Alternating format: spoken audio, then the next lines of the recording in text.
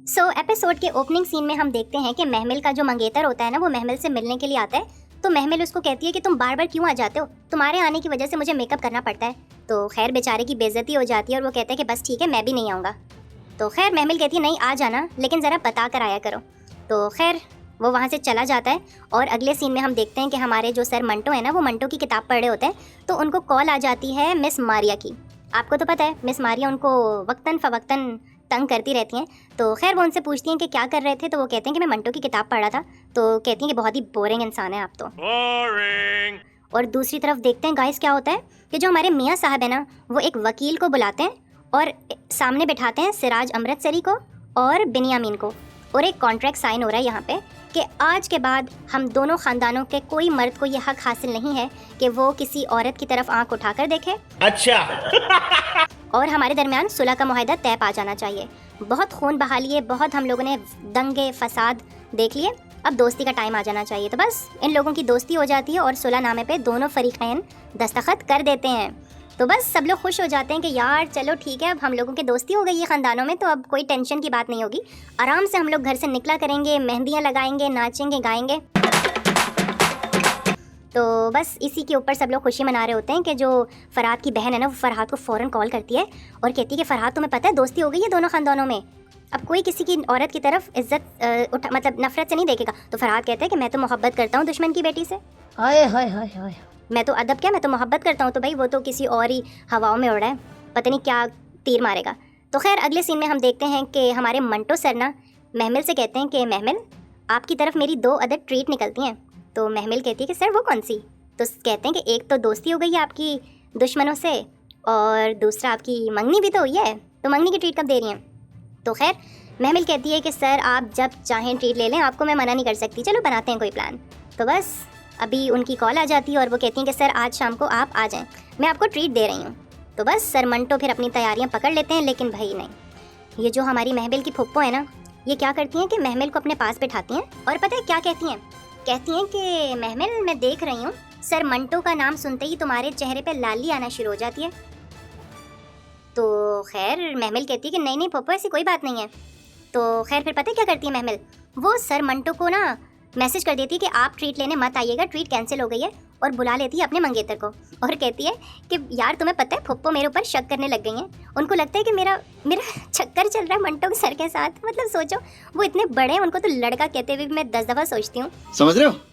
तो खैर इसी मौके पे उसका मंगेतर कहते हैं कि नहीं यार तुमने अगर उनसे वादा किया था तो उनको भी बुला लो, मुझे कोई हर्ज नहीं है।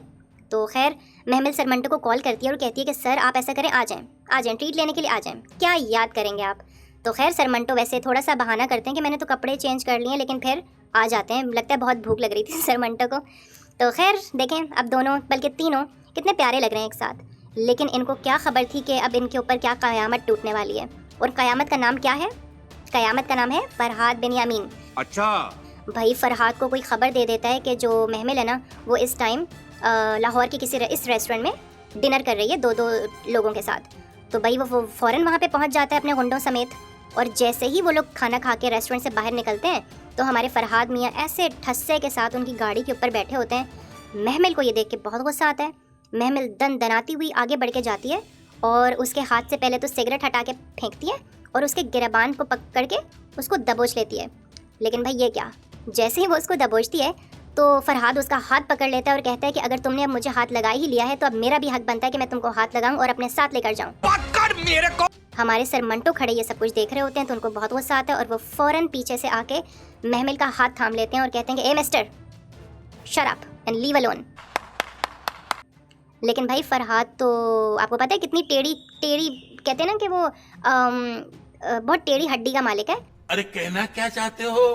तो वो तो नहीं मानता, वो कहते हैं मैं तो इसको अपने साथ लेकर जाऊंगा, उसका बस चले तो किसी डोली में बिठा के ले जाए इसको अपने साथ। लेकिन फिर क्या होता है कि सर मंटो उसको गिरबान से पकड़ के गाड़ी के डैशबोर्ड के ऊपर धक्का देते हैं और बस उसका गला इतनी ज़ोर से दबोचते हैं, बेचारे का सांस फूल जाता है बिल्कुल।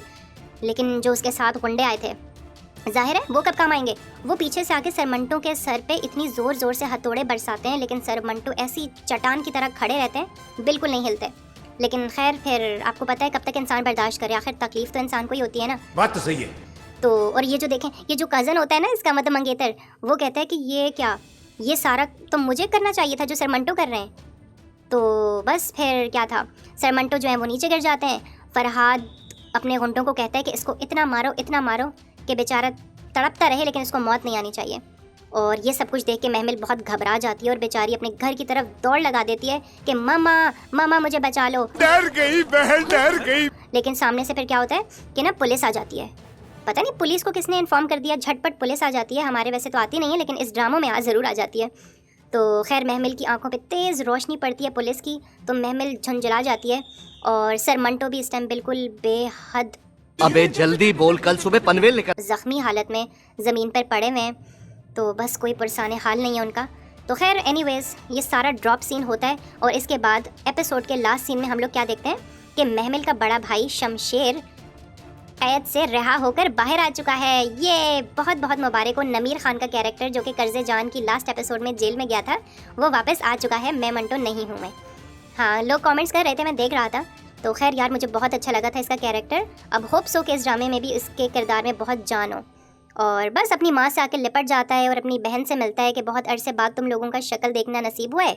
तो बस महमिल कहती है कि अच्छा छोड़ो, मुझे ये बताओ कि क्या खाओगे, मैं तुम्हें अपने हाथों से बना के खिलाती हूँ। और इसी के साथ एपिसोड ख़त्म हो जाता है और मैं अपने हाथों के साथ अपने लिए अंडा बना रहा हूँ क्योंकि मामा अपने भाई के घर गई हुई हैं और मुझे अकेला छोड़ गई हैं।